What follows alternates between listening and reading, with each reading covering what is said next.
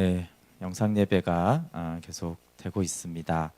쉽지 않지만 마음과 뜻을 또 장소와 시간을 구별해서 계속 하나님 앞에 더 가까이 나아가면 좋겠습니다. 네, 오늘은 십자가를 지는 요셉, 유다, 야곱 이렇게 좀 세 사람이나 같이 복음을 증거하는 믿음의 선진들의 말씀을 좀 보려고 합니다. 네, 먼저 성경은 항상 그리스도와 영생을 증거합니다. 요한복음 5장 39절에 예수님의 말씀이면서 칼빈이 쭉 설명을 하면서 결국 신구약의 모든 얘기는 다 그리스도를 얘기하고 있고 복음을 증거하고 있다라고 했습니다. 그러니까 이제 요셉을 봐도 야곱을 봐도 유다를 봐도 거기에서는 그리스도를 증거하고 있고 거기에는 우리에게 하시는 복음의 말씀이 있는 것이죠. 그리고 우리가 이제 창세기를 볼 때 자꾸 우리가 이게 아브라함의 이야기, 요셉의 이야기 이렇게 볼 수 있지만 하나님께서 요셉을 통해서 아브라함에게 하신 헷불 언약을 친히 이루어 가시는 하나님의 구속사 이야기를 요셉을 통해서 하고 있다라는 것을 우리가 더 분명히 보면은 이게 하나님은 결국 우리를 이끄시니까 그래서 시편 105편 7절에도 보면 그가 한 사람을 앞서 보내셨는데 요셉이 종으로 팔렸습니다. 그래서 형들이 요셉을 잡아다가 팔았다고 하는데 시편에서도 하나님이 보내셨다라고 하고 또 나중에 요셉 자신도 하나님이 그렇게 하셨다라고 말씀하고 있습니다. 그것이 이제 성경에서 그리스도와 복음을 우리가 증거받는 그런 또 보는 태도입니다. 그래서 하나님의 주권이 요셉과 유다와 야곱에게 아주 세밀하게 미치고 있어서 이들이 놀랍게 다 십자가에 참여하는 믿음의 선진들이 되어집니다. 요셉은 어떻게 무덤을 받아들였는지에 대한 본입니다.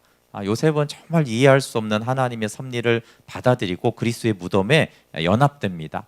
형들에게 팔려 노예가 되고 또 모함을 받아서 이제 감옥에 가는 것은 요셉의 무덤이죠. 광야고 그 감옥 자체가 뭐 그냥 무덤이랑 그 비슷한 상황입니다. 근데 하나님은 이 노예 신분과 죄수 신분을 받아들인 요셉과 함께 하셨고 그와 그를 형통하게 이렇게 해주셨어요. 근데 이제 무덤에 들어온 사람이 가장 힘든 것이 뭐냐 하면은 이미 들어와 있는 무덤을 수용하고 인정하는 것입니다. 들어갈래가 아니고요. 이미 들어와 있어요. 이미 노예가 됐어요. 그러니까 난 노예가 아니야. 그래도 노예예요. 그런데 이미 노예인 그 노예를 그러니까 억울하고 부당하고 나는 그런 짓을 안 했기 때문에 그걸 받아들이기가 굉장히 힘든 거예요. 그것이 무덤에서 사실은 노예 생활보다 더 어쩌면 힘든 거는 노예라는 것을 받아들이는 것, 인정하는 것, 인정한다는 것은 이제 노예 생활에 적응을 하고 좀 자원해서 이제 적극적으로 노예 생활을 한다라는 의미인데 그것이 매우 어렵습니다. 근데 이제 요셉이 이 무덤을 수용했다는 것을 어떻게 알 수 있냐면은 굉장히 억울한 노예 생활이고 비참한 노예 생활이고 고된 노예 생활이 뻔한데 하나님과 함께 성실하게 감당을 잘 하는 걸 보면 요셉이 이걸 받아들였구나라는 것을 알 수가 있습니다. 무덤에 들어간 자의 일반적인 현상은 절망하는 거예요. 아니면 원망하고 탓하는 거예요. 아니면 계속 나는 희생자야. 근데 이게 다 어느 정도 맞는 말입니다. 틀렸다고 하는 게 아니에요. 요셉이 보세요. 형들을 탓하고 아버지는 왜 나를 편애해서 괜히 이렇게 했을까를 탓하고 자기를 탓할 수도 있고 형들이 나를 팔았으니까 왜 많은 형제 중에 나만 그래 그러면서 희생자 다 어떤 근거를 가지고 하되 어쨌거나 원망하고 탓하고 절망하고 희생자다라고 생각을 합니다. 근데 이제 요셉은 하나님과 함께 무덤의 생활에 성실과 지혜로 할 뿐만 아니라 그래서 탁월하게 맡은 일을 처리해냈어요. 그래서 이 무덤 십자가를 받아들인 요셉은 누명을 쓰고 감옥에 가는 두 번째 무덤에 들어갑니다. 웬만한 사람은 한 번에 엄청난 고통이 와도 그거 감당하고 수용하고 다시 거기서 열심히 생활하기가 쉽지 않거든요. 근데 이미 이제 노예예요, 노예. 근데 그 노예를 받아들이고 충성하고 지혜롭고 충성되이 그 일을 잘 하고 있는데 근데 이제 또 아시지만 그것도 이제 유혹을 거절했다는 이유로 다시 누명을 쓰고 감옥에 들어갑니다. 이 정도의 상황에서 충성할 자가 있을까라고 싶은데 요셉은 그것도 결국은 받아들입니다. 우리 창세기 39장 21절 23절 한번 보실래요? 39장 21절부터 23절 제가 한번 읽어드릴게요.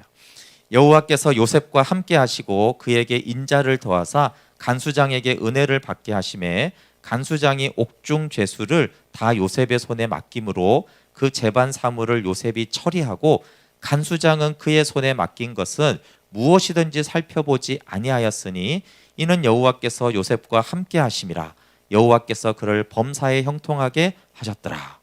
시작은 하나님의 인자가 간수장에게까지 미쳐서 이제 요셉이 옥중 죄수를 간수장이 다 맡기는 그 인자하심을 이제 요셉이 받았다는 거예요. 근데 23절의 내용은 참 놀라운 겁니다. 여러분, 간수장은 요셉의 손에 맡긴 것은 무엇이든지 살펴보지 않았어요.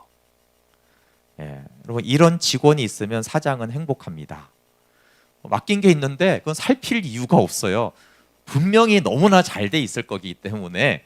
그렇다면 요셉이 이 감옥에서 그 맡은 일을 얼마나 잘했는지를 알 수 있어요.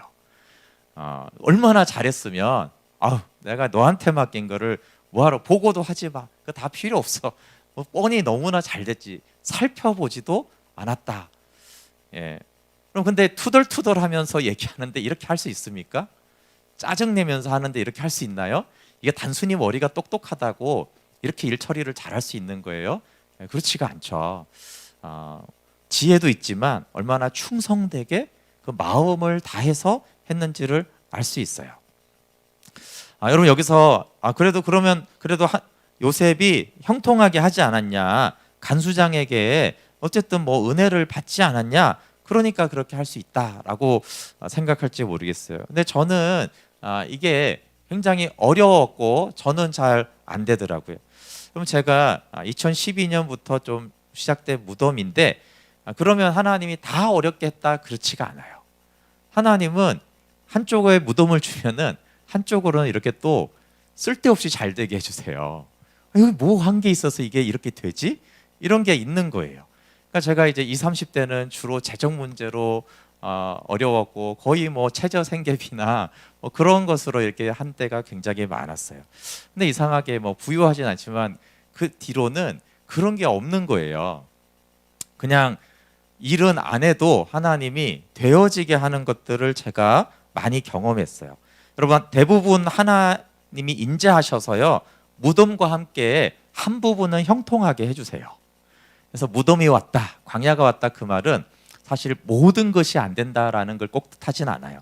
광야에서의 특권이 뭐예요? 하늘에서 내려오는 만나를 누가 먹어요? 광야에서나 그런 특권을 누렸지. 구름 기둥과 불 기둥을 어디서 경험했겠어요? 그러니까 하나님이 어떤 연단을 주실 때는 사실은 다른 거는 그냥 공짜로 하지도 않았는데 이렇게 되어지게 하는 것들을 사실은 주세요. 그러니까 요셉이 받은 게 그거예요. 노예였고 감옥에 갔지만 또 한 부분은 그냥 형통하게 이렇게 도와주시는 그런 거예요. 그런데 저의 경험은 하나님이 형통케 하는 것보다 하나님 감옥이 너무 힘들어요. 답답해요. 그래서 이제 우리는 이제 선택하게 되는데 이 무덤이라는 현실, 그리고 꼭 내가 무덤에 와야 될 것 같지도 않은 느낌인데 와 있는 이 현실과, 그러나 그 무덤 안에서 형통하게 하시는 하나님이 계신데 거기서 어느 쪽에 내 마음과 생각과 믿음을 집중시킬 것인가, 그게 사실은 믿음이에요. 하나님께 마음을 두고 충성되게 감옥 생활을 했다. 그럼 이제 요셉의 길을 가는 거죠. 근데 하나님, 아무리 그래도 그렇지, 그래봤자 무덤인데, 그래봤자 감옥인데, 그래봤자 죄수인데, 여기서 승진해봤자 뭐 죄수들 중에 뭐 짬밥이나 하나 더 먹는 건데 이딴 거 별로 나는 싫어요. 그래서 감옥에 비참한 거, 억울함에 내가 나를 여기 보낸 그걸 생각하거나 거기 이제 마음을 빼앗기면 그게 이제 무덤을 거부하는 것이고 그리스도의 무덤에 연합이 되지 않는 거예요. 요셉도 굉장히 벗어나고 싶어 했어요. 요셉은 이 부당한 감옥 생활에서 한시라도 벗어나고 싶어서 창세기 40장 14절 15절 보면은 술 맡은 관은 자에게 당신이 만약에 복직이 될 텐데 그럼 이 억울하게 갇힌 감옥에서 나를 좀 꺼내달라고 아주 간절하게 부탁을 하는 걸 보면 요셉도 이 감옥 생활이 지긋지긋했다라는 것을 알 수 있어요. 그런데 그 지긋지긋한 감옥 생활을 왜 그렇게 충성되게 마음을 다해서 섬기는지를 모르겠어요. 40장 4절에 요셉이 술 맡은 관원장과 떡 맡은 관원장을 섬겼다 이렇게 돼 있어요. 섬겼다라는 단어를 썼어요. 뭐 이렇게 관리했다, 죄수들을 뭐 이렇게 뭐 일을 했다 이렇게 하냐고 하여튼 그 단어를 섬겼다라는 샤라트를 썼거든요. 근데 이 샤라트는 사실 당연히 섬겼다라는 용어니까 좋은 데 써요. 그러니까 여호수아가 모세를 섬겼더라. 엘리사가 엘리야를 섬겼더라. 가장 좋은 거는 제사장들이 하나님을 섬겼다. 이렇게 할 때 이 샤라트라는 동일한 단어를 씁니다. 물론 이제 가정 총무가 된 다음에 요셉이 보디발을 섬겼더라. 이럴 때 쓰는 거예요. 근데 어쨌든 노예 중에 이제 가정 총무가 됐잖아요. 아무것도 간섭하지 않는. 그러니까 이게 굉장히 이 섬기다라는 거는 이렇게 나쁜 게 아니에요. 그러니까 마음이 있고 정말 자원해서 이렇게 정말 이렇게 섬길 수 있는 특권이구나라고 했을 때 이렇게 섬긴다라고 했을 때 이 단어를 주로 사용하거든요. 근데 요셉이 그 죄수들을 그렇게 섬겼다 이렇게 되어 있는 거예요. 그리고 내용도 그렇게 섬겼다는 걸 알 수 있어요. 그냥 투덜투덜하면서 맡겨진 일이니까 머리만 똑똑했다고 이렇게 했다라면 이 두 술 맡은 떡 맡은 관원장이 꿈을 꿨는데 근심의 빛이 있다고 그랬어요. 여러분 이렇게 딱 얼굴 보고 딱 근심이 있는지 아는 거는 첫 번째는 눈썰미가 있어야 되고요. 눈썰미가 없는 사람은 죽어도 모르죠. 그렇지만 아무리 눈썰미가 있어도 마음이 없으면 안 보여요. 그냥 표정만 보고 근심이 있구나. 그 감옥에 있었으니까 계속 우울했을 거 아니에요. 그러니까 단지 우울한 게 아니에요. 감옥에 들어온 날부터 그들은 원래 우울 모드였어요. 근데 그날은 특별히 달라. 저거는 어떤 특별한 근심이 있다라는 것들을 말도 안 하고 그냥 가만히 앉아 있는데 그걸 알아봤어요. 그러면서 무슨 일이 있지 않느냐. 그러니까 이제 무슨 일이 있었다, 꿈꿨다. 그랬더니 그랬냐 이렇게 무관심하게 넘어가지 않고 무슨 꿈인지 알려달라. 하나님이 해석해 줄 수 있지 않느냐. 그래서 막 소망을 막 주면서 또 이제 그 꿈을 해석하니까 정말 하나님의 마음으로 너무나 성실하게 대답을 또 해줬어요. 그러니까 이런 내용을 봤을 때 이 섬겼다라는 샤라트라는 단어는 그냥 정확하게 쓰여진 것이죠. 그래서 그는 마음을 다해서 그까지 죄수인데 그래봐야 죄수잖아요. 무슨 대통령이나 좀 아니면 훌륭한 분을 보좌해야지 이게 기쁨이 있지. 그나마 죄수를 뭐 보좌하는데도 그렇게 섬겼어요. 그러니까 요셉이 이 무덤을 어떻게 받아들였는지를 알 수 있는데 참 놀라운 거죠. 이렇게 우리가 하기 힘든데 교회 봉사도 이렇게 하기 힘들고 돈 받고 일할 때도 이렇게 하기가 쉽지 않은데 어떻게 그 억울한 감옥 생활을 그렇게 했는지 어떻게 그 무덤을 받아들였는지를 그러나 볼 수 있어요. 그게 무덤을 받아들인 자의 생활 태도죠. 하나님이 참 이상한 거는 무덤을 꺼내주지 않고 그 무덤에서 함께하여 주셨다라고 계속 성경은 말하고 있어요. 왜냐하면 하나님의 목적이 요셉의 소원을 들어주는 게 아니라 요셉이 그리스도의 무덤에 연합되기를 십자가에 동참하기를 원했기 때문에 그래요. 그래서 요셉은 장사복음을 증거하는 믿음의 선진이에요. 도대체 어떻게 장사복음을 받아들이는 거지? 어떻게 심판이 왔을 때 그것을 공의로 받아들이는 걸까라고 했을 때 기록이 길진 않지만 비교적 굉장히 자세하게 나와 있는 인물이 요셉이에요. 그는 그 무덤과 심판을 받아들였고 거기에서 그 무덤에서 그리스도와 연합된대잖아요. 도대체 뭔 소리예요? 그게 노예 생활과 감옥 생활에서 하나님과 함께했다는 것이 그리스도의 무덤에 계신 그리스도와 함께했다라는 그런 뜻을 말하기 때문에 장사복음을 증거하는 믿음의 선진이죠. 그래서 아들을 통해 생명을 누리는 연합을 이룰 때 하나님이 꺼내어 주세요. 그래서 형통한 요셉이지만 온갖 노력을 다해도 이 감옥은 나올 수 없어요. 그러니까 이제 이 무덤을 보내는 지혜는 어떤 거냐 하면 벗어나려는 마음을 십자가에 못 박고 하나님과 함께 하는 거예요. 근데 우리는 자동적으로 여기를 벗어나고 싶은 곳에 온 생각과 마음이 집중돼 있어요. 근데 그 벗어나려는 것을 접고 벗어나고 싶지만 내가 여기서 하나님과 함께 해야겠다. 이게 이제 지혜로운 것인데 요셉은 그 지혜로운 것을 선택했어요. 벗어나고 싶은 마음은 꿀 같았지만 그거보다 중요한 거는 오늘 내가 하나님과 함께 하는 거야. 오늘 내가 그분을 부르는 거지. 오늘 내 마음을 그분께 아뢰고 하나님과 동행하는 거야. 거기에다 더 마음을 쏟은 것이 요셉이 어떻게 무덤을 아름답게 하나님의 뜻대로 지나갔는지의 지혜예요. 그래서 그냥 받아들였으니까 하나님과 함께 하기로 했으니까 죄수들을 섬길 마음이 생긴 거예요. 그까지 죄수들이지만 요셉에게는 하나님이 함께 하다 보니까 그래도 내가 이 일을 맡았으니까 그것으로도 누군가를 섬기자. 뭐 그 사람의 가치가 어쨌든 누군가를 섬길 수 있는 특권을 하나님이 주셨어. 이렇게 된 거예요. 근데 이 섬김은 뭘 예표하겠어요? 요셉은 죄 없는 자로 죄수가 됐어요. 죄 없는 자로 죄수가 된 요셉이 다른 죄수를 섬기죠. 예수님은 죄 없는 분이 죄가 되셔서 죄인인 우리를 섬겨주셨어요. 그래서 이렇게 요셉의 그 모든 우리가 보기에는 부당한 그 일은 다 그리스도를 증거하는 예표가 됩니다. 요셉의 감옥 생활은 무덤 속에서 그리스도와 함께하는 생활을 엿보게 해주고 환경을 통해서 인도하시는 하나님의 주권을 어떻게 요셉이 따라가고 있는가를 보여주고 있어요. 그럼 생각보다 하나님이 환경을 통해서 우리를 이끄시는 영역이 굉장히 큽니다. 그걸 섭리와 주권이라고 그래요.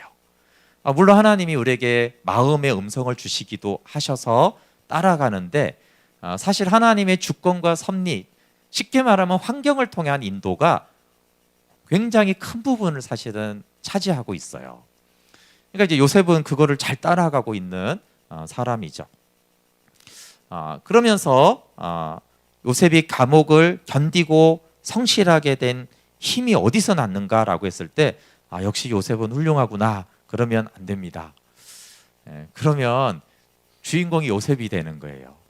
하나님이 요셉의 감옥에 찾아오셨고 하나님이 요셉과 함께 해주셨구나. 그것이 요셉이 그 무덤을 기쁘게 사람들을 섬길 수 있었던 이유입니다. 요셉이 탁월한 것이 아니라 함께 하신 하나님이 요셉을 붙들어 주시고 그 안에 조금씩 하나님의 마음을 섬기는, 왜냐하면 성자 하나님이 이 땅에 종의 형태로 오셔서 섬기는 그 마음을 조금씩 부어주신 것이죠. 그분이 그렇게 섬기셨잖아요. 천하고 낮은 죄인에 불과한 우리를 섬겼던 그 마음을 함께 했다라는 게 그냥 함께 있는 만이 아니라 함께 하면서 그 마음을 조금씩 이제 요셉에게 매일매일 주시는 거죠. 그래서 이제 끔찍한 노예와 감옥, 그리고 주님과 동행하는 것들이 이렇게 맞물려서 돌아가다가 주님과 동행하는 쪽으로 요셉이 가다가 어느 날 그 주님 한 분으로 만족하게 돼요. 이거는 감옥 생활에서는 볼 수가 없고 이제 감옥에서 나온 뒤에 그의 믿음을 통해서 이미 감옥에서 요셉이 하나님 한 분으로 만족했다는 것을 알 수 있어요. 그것은 하나님의 주권을 인정하는 믿음이 점점 자라갔다는 것을 말하고 스스로 무덤을 벗어나려는 노력을 멈추고 그냥 하나님과 동행하는데 이제 많은 비중이 생겼어요. 그러니까 그렇게 점점 달라지는 거죠. 처음에는 오직 벗어나고 싶었다. 중간에는 벗어나고 싶기도 한데 하나님과 함께 해야지. 근데 이제 감옥의 마지막에 가서는 이제 벗어나는 거는 하나님께 있고 나는 하나님과 함께 하겠다. 하나님의 주권을 인정하는 믿음이 생겼어요. 그러니까 나오자마자 어떻게 대답합니까? 바로 앞에서 내가 아니라 하나님이 바로에게 평안하게 대답하실 것입니다. 이거예요. 내가 아니라 하나님이 하실 것입니다. 이게 뭔 말이에요? 자기한테도 그래요. 감옥에서 벗어나는 것 내가 하는 거 아니고 하나님이 하시는 거야. 내가 간수한테 잘 보이면 이 일을 잘하면 되는 게 아니라 내가 아니라 하나님이 꺼내 주실 거야. 하나님이 대답해 주실 거야. 이렇게 이제 그가 이제 감옥에 나오기 전에는 주권을 철저하게 인정하는 믿음을 가지게 되었어요. 근데 이게 우리는 좀 이해하기 어렵지만 주님과 가장 연합된 때가 하나님과 함께하면 무덤에 있을 때예요. 박보영 목사님 인천 방주교회 하다가 은퇴하셨고 마가의 다락방 계속 하는데 이분의 간증을 들으면 참 독특하고 요셉의 삶을 좀 엿볼 수가 있는데, 이분이 어쨌거나 이제 감격적으로 하나님을 만나고 놀라운 체험을 하고 하나님의 음성도 듣고, 근데 그 다음에 이상하게 이제 안성으로 가서 이제 목사가 돼서 목회를 합니다. 근데 그 안성의 생활이 대략 한 12년 가까이 되는데 얻어맞고 배고프고 막 모욕을 당하고 막 돌 던지고 막 이래요. 되는 건 하나도 없고 목회는 안 되고 맨날 실패하고 그래요. 근데 여기까지는 이해를 할 수가 좀 있는데요. 되게 독특한 말씀을 하는데, 처음 하나님을 만나고 그 다음에 12년 정도 하나님의 음성이 안 들렸다는 거예요. 예, 이게 굉장히 독특하죠. 그리고 한 12년 정도 하나님의 음성이 들린 다음에 사람들이 찾아오고 갑자기 목회가 잘 되고 교회가 성장하고 은사가 나타나고 권능이 나타나고 부흥이 일어나고 전 세계를 다니게 된 거예요. 배고프고 얻어맞고 모욕을 당할 뿐만 아니라 하나님의 음성이 안 들리는 거예요. 근데 하나님의 음성이 들린 다음부터는 그분이, 여러분 성령님의 음성은 매일 이렇게 들을 수 있어요, 이런 말씀을 전하거든요. 그래서 정작 자기는 10년 넘게 하나님의 음성이 안 들렸어요. 근데 하나님의 음성도 안 들리는데 얻어맞고 조롱받고 배고프고 굶고 이러면 어떻게 돼요, 사람이? 하나님의 음성이 있으면 그거 할만하죠. 그렇잖아요. 근데 이상한 말을 이분이 종종 합니다. 그게 뭐냐면 안성 시절이 그립다는 거예요.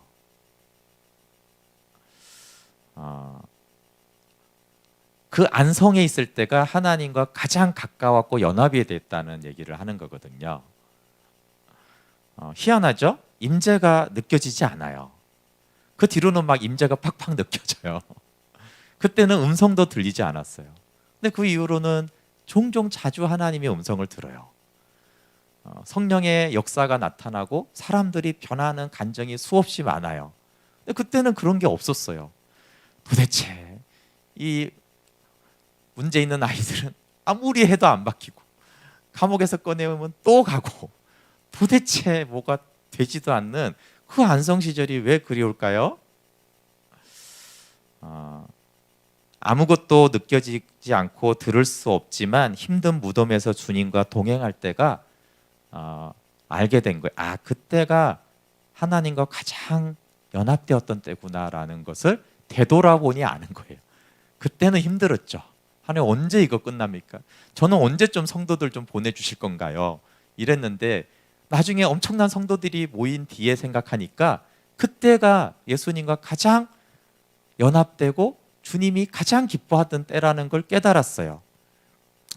그래서 특이하게 요셉은 이제 무덤에 나와서도 하나님과 동행합니다, 사실은. 왜냐하면 죽을 때까지 그가 믿음의 사람이었거든요.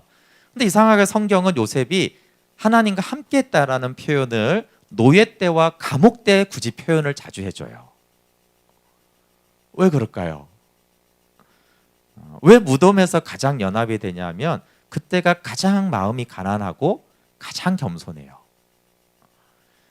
그러니까 박보영 목사님이 하는 말이 뭐냐 하면, 내가 아무리 내 몸을 쳐서 복종하고 이거 욕심 안 가지려고 아무리 해도 사람들이 구름대처럼 몰려오고 역사가 나타나니까 그 안성 시절 때처럼 내가 가난하고 겸손하게 그렇게 하지 않더라는 거예요. 그걸 막 몸부림을 쳐도 그때보다는 마음이 높아져 있고 그때보다는 뭔가 이렇게 거만해져 있는, 그걸 할 수 없는 거예요. 똑같죠. 요셉이 총리가 됐잖아요. 수족을 내 말 없이는 까딱할 수 없어요, 전 백성이. 요셉은 사실 겸손했어요, 끝까지. 근데 아무리 그러려고 해도 거의 왕에 가까운 권력을 가진 요셉이 그 감옥 때처럼 자기가 가난해지지 않는 거예요. 그때처럼 그 비참한 가운데 하나님의 이름을 부르지는 않는 거죠. 그래서 그 노예와 감옥 때가 성경은 굳이 하나님이 함께 하셨다라는 표현을 강조해서 주는 것입니다. 참된 친밀감과 연합은 그래요, 여러분. 우리는 대부분 하나님은 어떤 감정이나 혼의 영역에서 많이 느껴서 예수님을 믿게 돼요. 눈물이 펑펑 쏟아지든가 굳은 결단, 헌신해야겠다 이런 의지적인 결단이 일어날 때 하나님이 정말 가까이 있다고 생각을 해요. 그리고 하나님은 좀 영적으로 예민하거나 성령의 임재를 막 기도하면은 사실 감각도 할 수 있어요, 우리 몸이. 그래서 감정이나 어떤 인격의 영역에서나 몸으로도 하나님을 경험할 수 있어요. 그래서 이렇게 기도할 때 어떤 사람이 쓰러지는 이유가 그런 거예요. 이상한 건 아니에요. 근데 여러분, 몸에 대한 감각과 인격과 혼과 여기에 대한 모든 하나님의 임재가 사라졌을 때 제가 그걸 절망한 적이 있어요. 하나님이 없구나. 근데 성경을 더 깊이 들여다보고 믿음의 사람들을 보니까 그게 더 깊은 영으로 초대하는 거예요. 감각과 감정과 이런 것들을 다 걷어가셨을 때가, 왜냐하면 하나님 영이시거든요. 사실 정확하게 영은 느끼는 게 아니에요. 정확하게 영은 감지되는 게 아니거든요. 그러니까 영으로 주님이 교제하기를 원할 때 그걸 이제 걷어가세요. 그게 이제 무덤이죠. 영적인 신앙생활의 무덤이지만 그 또한 주님이 더 깊은 곳에서 만나자라는 초대인 것이죠. 부활에 연합된 자의 특징을 요셉에게서 볼 수 있어요. 그럼 이제 생명에 참여해야 한다라는 말을 많이 쓰는데, 그럼 생명에 참여하면 도대체 뭐가 달라지는가라고 했을 때 요셉이 이 두 아들의 이름을 짓는 것을 통해서 알 수 있습니다. 이제 시간상 간단하게 좀 말씀드리면, 므낫세가 연합의 특징을 잘 보여주는 거예요. 므낫세는 하나님이 잊어버리게 하셨다 이런 뜻이에요. 기억 상실증을 말하는 게 아닙니다. 요셉이 굉장히 특이한 게 하나가 있습니다. 여러분 드라마나 영화 많이 보시죠? 그럴 때 이렇게 해서 요셉이 딱 총리가 되었을 때 반드시 나와야 되는 스토리가 하나 있어요. 보디발과 보디발의 아내를 부르는 거죠. 왜 그랬어요? 이렇게 물어보는 거예요. 만약에 보복을 하지 않는다고 해도 만나서 용서를 해주든 보복을 하든 좀 부끄럽게 하든 뭐가 있어야 될 거 아니에요. 근데 이제 요셉의 수하에 이제 보디발도 술 맡은 관원장도 다 엎드리게 됐어요. 그냥 수족 하나만 놀리면 그냥 그 목숨 날아가는 거예요. 그런 막강한 권한을 가지게 되었는데 성경에는 일체 그 얘기가 나오지가 않아요. 이게 생명의 부활에 연합된 자의 특징이에요. 다윗에게도 특징을 볼 수가 있는데, 다윗은 15년 동안 고난을 당해서, 사실 우리는 사울이라고 말하지만 사울에게 괴롭힘을 당했다는 건 사울의 부하들에게 괴롭힘을 당했다는 거예요. 그러면 다윗이 왕이 된 다음에 이전에 사울의 부하였던 사람들이 얼마나 많겠어요? 보통은 숙청자로 들어갑니다. 아니, 왕권이 바뀌어도 숙청인데 나를 핍박했던 그 인간들이 아직도 너무나 많이 살아있어요. 그럼 어떻게 해야 돼요? 죽이지는 않아도 뭐 해야 되는 거 아니에요? 근데 다윗의 왕국에 일체 그 내용이 나오지가 않아요.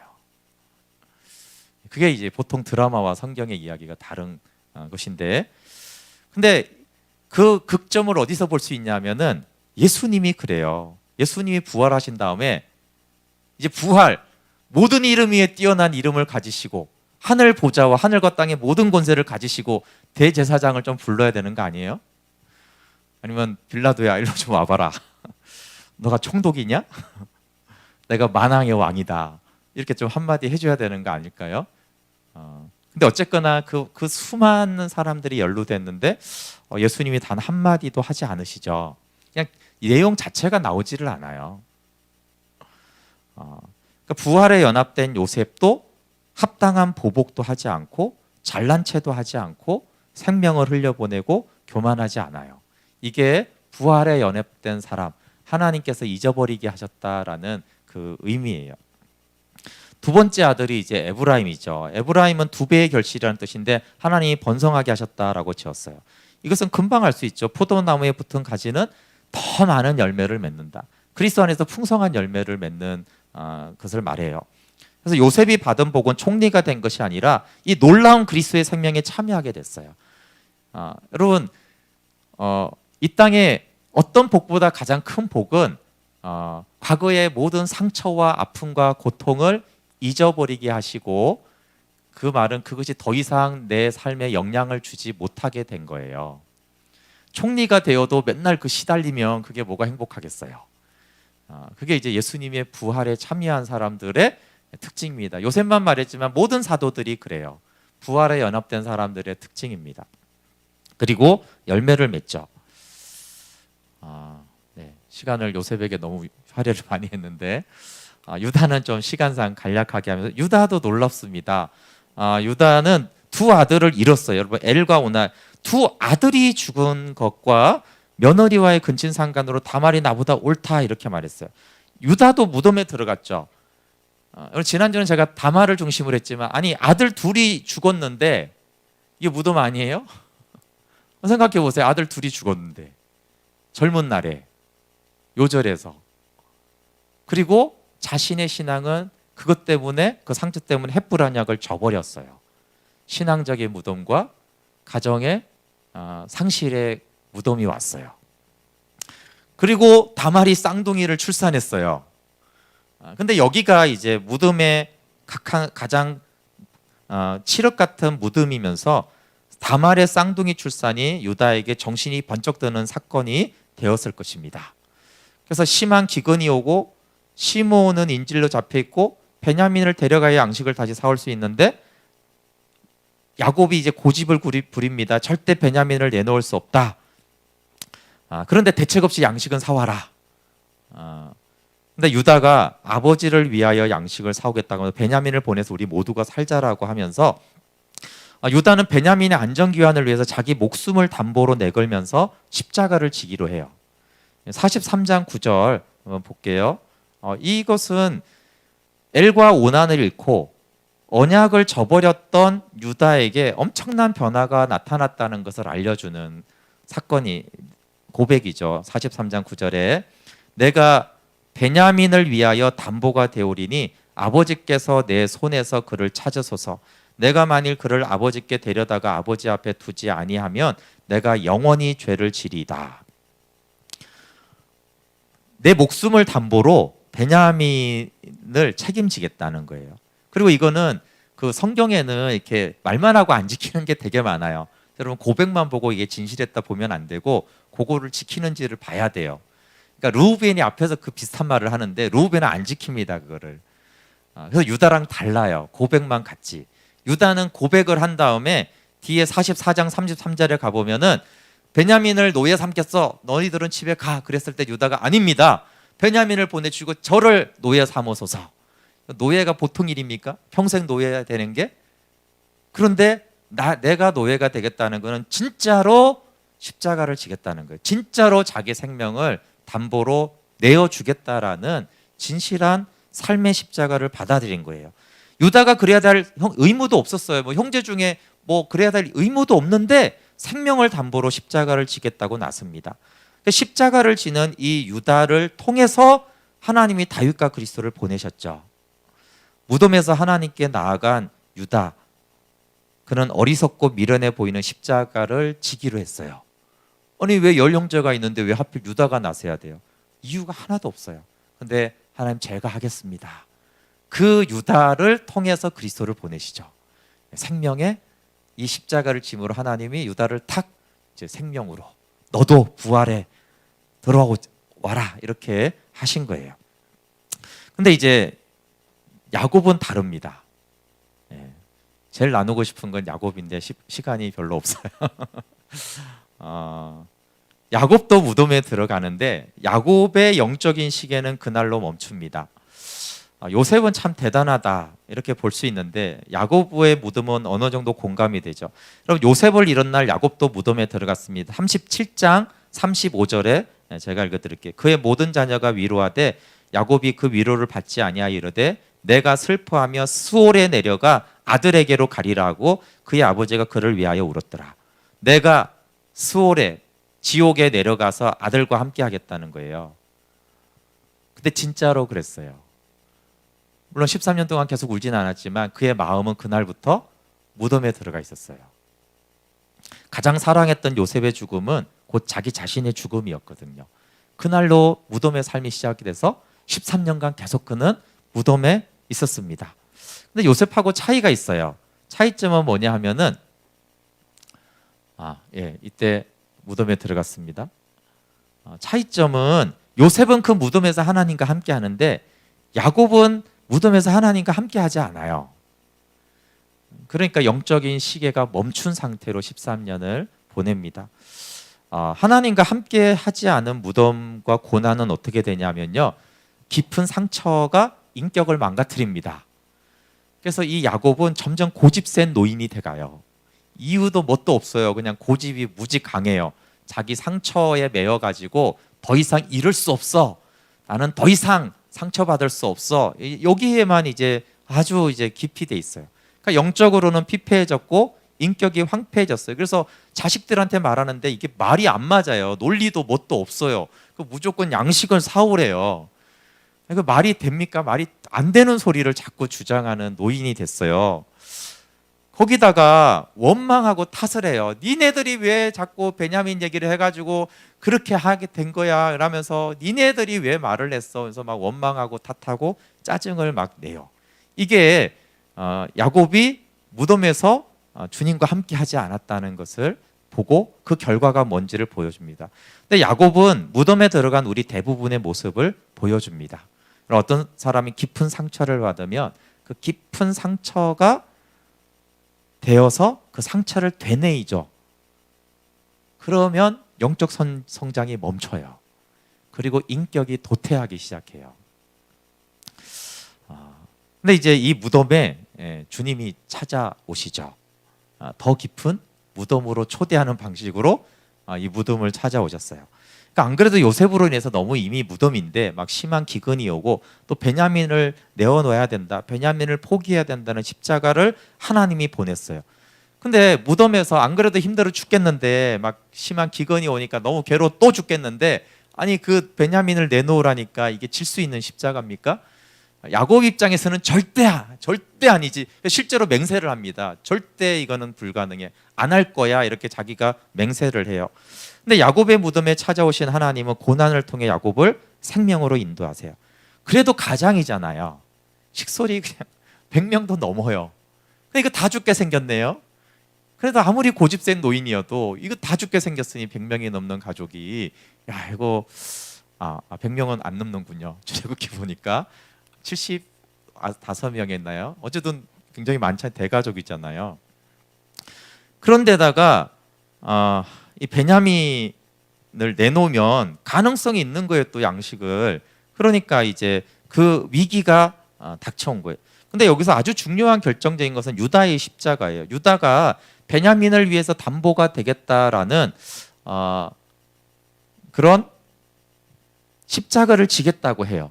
그러니까 여기에 벗어날 수 없는 고통과 십자가를 지겠다라는 유다라는 두 가지가 야곱에게 이렇게 다가오면서 야곱이 드디어 하나님의 주권에 항복을 하고 십자가를 지기로 결정을 해요. 야곱에 있어서 위대한 믿음의 고백은 43장 14절이에요. 전능하신 하나님께서 그 사람 앞에서 너에게 은혜를 베푸사 그 사람으로 너희 다른 형제와 베냐민을 돌려보내게 하시기를 원하노라. 내가 자식을 잃게 되면 이르이로다. 그러니까 십자가를 지는 야곱이죠. 즉 죽음을 받아들이는 야곱이에요. 베냐민의 죽음은 정말 자기의 죽음이거든요. 요셉에 이어서 베냐민을 잃는 것까지 내가 받아들이겠다. 이건 야곱의 힘으로 할 수 있는 게 아니에요. 정말 십자가를 받아들인 거죠. 근데 순서가 이렇게 됩니다. 지난주를 보면 먼저 다말이 십자가를 지잖아요. 그러니까 놀랍게도 언약을 저버렸던 유다가 십자가를 져요. 자기 생명을 내놓겠다는 거예요. 그러니까 야곱이 십자가를 집니다. 그러니까 십자가를 지는 거는 독특한 영적인 현상이 일어나는데, 십자가를 지면은 누군가의 마음을 바꾸어서 그도 십자가를 질 수 있게 돼요. 누군가를 십자가를 지게 하는 어떤 영향력과 생명력을 흘려보내게 됩니다. 예수님 복음이 똑같아요. 예수님이 그렇게 지시니까 사도들이 지고, 사도들이 지니까 충성된 사람들이 지고, 디모데후서 2장 2절에 보니까 또 다른 사람들이 지고, 지금까지 계속 그 십자가를 지는 사람들을 통해서 누군가를 십자가를 졌기 때문에 그래도 그나마 우리가 복음을 듣게 된 거죠. 근데 하나님 편에서는 참 시각이 다릅니다. 하나님은, 야곱은 내가 이르면 이르리로다라고 할 때 하나님은 마가복음 8장 35절에 말씀을 하시죠. 누구든지 자기의 목숨을 구원하고자 하면 잃을 것이요, 누구든지 나와 복음을 위하여 자기 목숨을 잃으면 구원하리라. 그가 자기 목숨을 구원하고자 했던 그 13년 동안에는 사실은 잃어가고 있었고요. 그게 아니라 내가 잃으면 이르리로다 라고 했을 때 그는 구원을 받게 됩니다. 그래서 십자가를 진다고 했을 때 하나님은, 야곱은 하나님 베냐민만이라도 살려주세요 이랬는데, 하나님은 야, 내가 베냐민만 살려줄 줄 아냐? 네가 죽었다고 생각한 요셉도 다시 만나게 해줄 거야. 이게 하나님의 입장이고, 야곱은 내가 이러면 이러리로다. 굉장히 사실은 어떤 모르기 때문에 그렇죠. 그렇지만 야곱의 고백은 위대한 거예요. 왜냐하면 그 하나님의 그 선하신 계획 우리는 모르잖아요. 모르는 상태에서 십자가를 지는 야곱이 참 귀하죠. 그리고 야복강에서 야곱은 이미 이스라엘이 되었어요. 근데 이스라엘이 됐어도 13년 동안 고집센 노인이 되어갔어요. 그리고 그가 십자가를 거부했다는 증거가 어디서 찾을 수 있냐면은, 베냐민을 내놓지 않고 형들에게 자꾸 짜증내고 탓하고 원망하고 니네들이 그래서 그래 이것을 보면은 이게 이제 십자가를 지지 않은 증거거든요. 십자가를 지어서 부활에 연합되면 요셉처럼 잊어버리게 하셨다 이렇게 되고, 십자가를 안 지면은 자꾸 짜증이 나고 원망을 하고 탓하고 니네 때문에 이런 일이 생긴 거야라는 이런 현상이 생겨요. 근데 얼마 전까지만 짜증내고 원망을 하다가 이제 유다의 십자가를 통해서 야곱이 그래, 그럼 내가 잃으면 잃지 이렇게 하고 무덤을 확 받아들여요. 그러니까 무덤을 받아들이니까 어떻게 됩니까? 그 십자가를 순복하는 것이 부활의 연합이 되게 되었어요. 그리스도의 무덤에 그래서 야곱은 연합이 됩니다. 요셉과 아브라함과 유다 같은 사람들은 하나님의 뜻에 자원하여 복종해서 생명에 참여합니다. 요셉은 감옥 생활에 수용했고, 아브라함은 이삭을 바쳤고, 유다도 내 생명을 담보로 하겠다고 자원을 했어요. 근데 야곱의 차이는 뭐냐면 자원하지 않고 탓했어요. 근데 이제 막다른 궁지에 몰리니까 하나님께 복종해야겠다는 선택을 했어요. 그러니까 주님을 위해 목숨을 잃지 않아도 어차피 죽을 목숨인데 하나님께 드리기로 한 거예요. 이해 가십니까? 헌신 안 해도 어차피 죽을 거예요. 어차피 죽을 거 헌신하고 죽자. 어차피 죽을 거 주님께 내 생명을 드리고 죽자. 이런 이제 선택을 한 거예요. 그렇다고 해서 이게 억지는 아니에요. 여러분, 하나님은 억지로 한 것은 누구도 생명에 참여하지 못하는데, 그런 상황인 건 맞지만 하나님의 은혜를 바라면서 자신이 스스로 선택하는 순종을 합니다. 그래서 고집 부리고 탓하고 괴로워하다가 자기 목숨을 포기하는 십자가를 선택하는, 정말 쉽지 않아요. 여러분, 이게 뭐 우리 생각에서 막 화내다가 그리스도와 함께 죽고 이렇게 되는 게 쉽지 않아요. 근데 그래도 야곱은 그거를 해냈어요. 그러니까 어떤 사람이냐면은 끝까지 버티다가 끝자락에서 복종하는 야곱. 근데 끝자락에서 떨어지기 전에 그냥 주님께 확 맡기자 이렇게 한 거죠. 근데 놀랍게 하나님은 그 야곱을요 생명에 참여하게 합니다. 그걸 어떻게 알 수 있죠? 이르면 이르리로다라만이 아니에요. 뒤에 보시면 바로를 축복하고 12아들을 다 축복하고 예언하는데 하나님이 정확하게 그대로 행하세요. 그건 생명의 사람만이 그렇게 할 수가 있어요. 그리고 에브라임과 므낫세를 이렇게 축복하는데 요셉이 아버지 그거 아닌 것 같아요. 그래도 영안이 더 열어져 가지고요. 아니다 요셉아 이러면서 야곱이 굉장히 하나님을 알아요. 그래서 생명의 사람이 되고 생명을 흘려보내는 그런 사람, 언약의 족장이 됩니다. 그걸 통해서 이 사건이 야곱으로 하여금 생명에 들어가게 한 것을 알 수 있어요. 네, 마무리입니다. 야곱은 동지 의식을 갖게 합니다. 근데 야곱이 굉장히 위대한 믿음의 선진입니다. 야곱은 나보다 옳습니다. 고집, 탓, 괴로워하다가 십자가를 지는 야곱인데, 물론 하나님은 좀 우리를 위로하기 위해서 야곱 같은 사람도 준 것 같아요. 자원해서 십자가를 지지 못하고 끝에서 이렇게 어쨌든 알겠습니다, 내가 십자가를 지겠습니다 이러는데, 그런데 부활의 생명에 참여하여 생명에 흘려보내는 사람은요, 역사상 언제나 소수였어요. 이 만만해 보이는 야곱은 그 소수의 생명의 사람 중에 하나였어요. 기독교인 중에 소수라는 뜻입니다. 부활의 사람, 영혼을 사는 성도는 죽기 전에 그것만 돼도, 죽기 전에라도 그 부활에 동참한 사람은 언제나 성경 시대와 이 시대의 소수였어요. 근데 야곱이 그 소수의 영역에 들어간 거예요. 그래서 만만해 보일 것 같지만 그는 위대한 믿음의 조상, 아브라함과 이삭과 야곱의 하나님이라고 하나님이 하시는 이유가 있어요. 그는 생명의 부활을 아는, 이미 하나님 보좌와 영원을 아는 믿음의 족장이 됐거든요. 비록 나이는 많이 들었고 과정은 힘들었지만, 네, 제가 이제 뭐 이렇게 요셉만 하고 유다만 하고 야곱만 이렇게 하려다가 이렇게 무리하게 이렇게 세 사람을 좀 얘기한 이유가 있어요. 그것은 이렇게 다 다르다는 거예요. 근데 무덤과 생명이라는 건 동일하지만 이렇게 다 달라요. 어떤 고난의 종류도 다르고 그 고난에 반응하는 이유도 다르고, 어떤 사람은 어느 순간에 깨어나고 어떤 사람은 조금씩 그 무덤을 받아들이기도 하고, 또 생명력도 좀 달라요. 어쨌거나 이 과정에서는 요셉의 생명력이 가장 강하죠. 그래서 가장 많은 열매를 맺는 거는 또 요셉이기는 해요. 다 주님 포도나무에 붙은 가지이긴 하지만 다 동일하지는 않다는 것을 알 수 있어요. 근데 저는 이제 이거를 얘기하려고 세 사람을 좀 무리하게 다룬 거예요. 주님의 십자가는 이렇게 각자 다릅니다.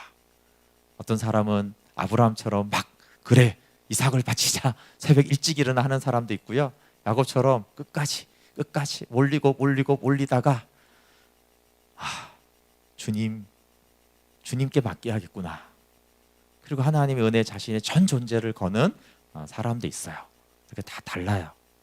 그렇지만 성경에 동일한 거는 십자가를 진 자는 생명에 연합된다라는 동일한 그 진리를 우리에게 동일하게 말하고 있어요. 우리 삶이 다 다르고 위치도 다르고 고난도 다르고 기질도 다르고 다 다르지만 하나님이 십자가를 지면 그 비참함과 끔찍한 선택이 하나님의 부활의 영광에 참여하는 거라는 동일한 메시지를 주고 있다라는 것을 우리가 다 하면 좋겠어요. 서로 비교할 이유는 없어요. 내가 야곱이면 저 사람은 요셉이면 각자의 부르심은 다릅니다. 그러나 하나님이 결정적인 때를 주실 때 야곱처럼 끝자락에서라도 순복하기를 원합니다.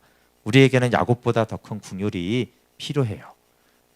그 은혜가 그러나 동일하게 이것을 증거하는 이유는 내가 요셉과 유다와 야곱과 함께한 것처럼 너희와 함께하고 있고, 동일하게 너의 삶의 자리에서 나는 이렇게 부르고 있다라는 말씀을 하고 있기 때문에 우리가 그렇군요 주님, 저는 어떻게 주님이 부르시고 그 환경을 통해서 이끌어 가시는지요를 묻고 고백하는 시간 되면 좋겠습니다. 네, 우리 찬양하고 같이 기도하겠습니다. 주의 손에 나의 손을 포개는 것이 그 시간이죠. 야곱이 잃으면